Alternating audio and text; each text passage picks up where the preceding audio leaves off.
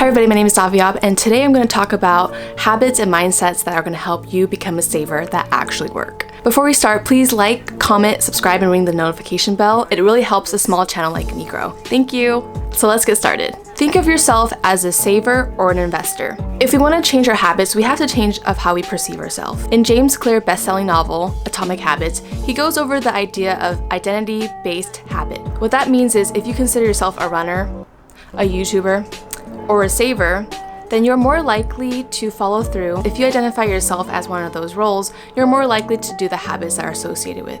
For example, if you consider yourself a saver, then you're more likely to push through challenges and setbacks. However, if you don't think you're a saver, then you're more likely to give up. So if you tell yourself, I'm a saver, I save money, even if it's not as much as you think you should, you're still a saver. Humans and our identities are an integral part of how we are, right? Identities are so strong and core to human beings because sometimes we'll put ourselves in situations and argue about something, and even if we're wrong, in order to protect our identity. Gratitude. Gratitude plays a big role in saving money.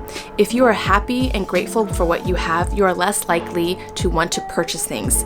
The more you desire, the more likely you're gonna buy things, and then saving goes out the window. I try to think or write about what I'm grateful for every day, at least 3 things. So I'll say I'm grateful for technology, I'm grateful for Wi-Fi, and shelter. Also, I really love this idea in Buddhist philosophy. It's like one of the core principles is that the more we desire, the more pain we suffer. So in my head, I thought, okay, we can't really control the bad things that happen into our lives, but we can control the amount we desire. Think of money as time and energy. What I mean by that is, let's say that you want to purchase a wallet that's like $100. You want to treat yourself. Let's say you make $15 an hour and you work an 8-hour shift. But let's be real, it's like $12 because of tax. In order to figure out how much time and energy we spent buying that wallet, we do 100 divided by 12, and that'll give us 8 1/3. Essentially, that wallet costed you 8 hours and 20 minutes of your life. Was it worth it? In this case, was it worth it to you?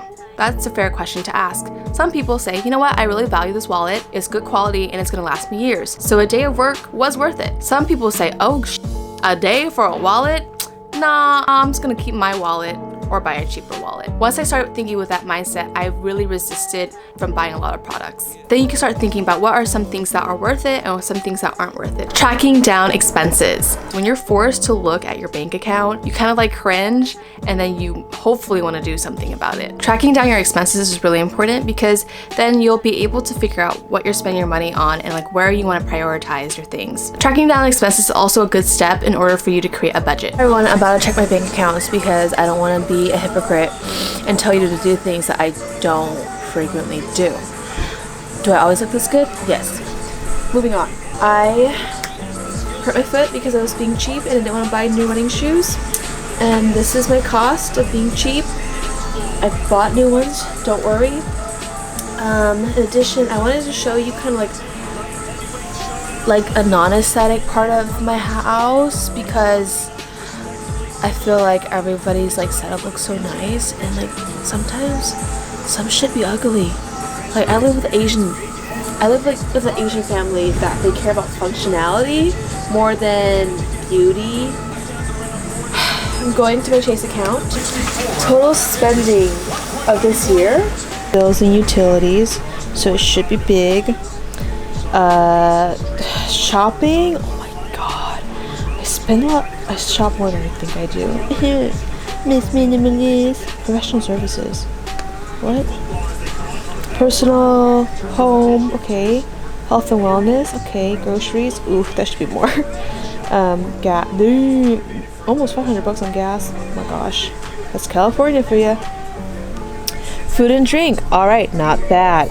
But you know what is bad? Food and drink versus groceries. Yeah, I need to chill. The next thing to do is carry cash. Some people are more resistant to spending money if they see their cash going away. Another strategy you can do too to budget and save money is using envelopes. What I used to do was carry different envelopes for different categories in my life, such as groceries, eating out, gas, entertainment, and other forms of my life. Pay yourself first. I learned this concept from the book Rich Dad Poor Dad by Robert Kiyosaki. And what it essentially means is that before you start paying your bills, other people, if you're able to, you want to put your money into a savings account, a retirement account, account or maybe a brokerage account. We're so used to paying our bills first and then ourselves last. So we really want to prioritize ourselves and make sure that we have enough money every month or every week to put into ourselves.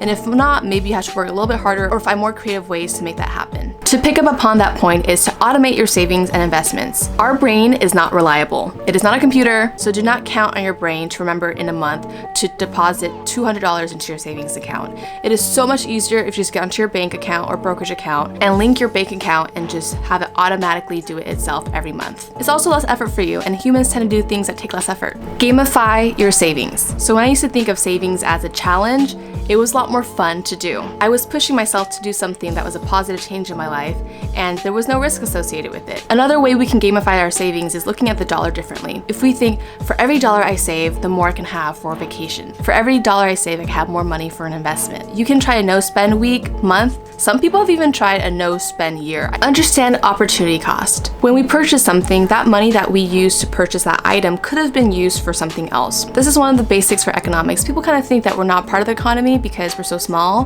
There's macroeconomics, but there's also microeconomics. So what's happening in your wallet and your credit cards is macroeconomics. Recently, I purchased $70 worth of Korean skincare. Would you do it? I don't know. My opportunity cost was $70 of doing something else. I could have spent that $70 for a week worth of groceries, or I could have spent on $70 on way too much sushi for one person, but I don't mind. So I gotta start my second job. But anyway, that's my video. I gotta go to my second job now, so I will talk to you later. Comment below if there's anything else that helped you or if you liked any of these tips. Thanks, bye.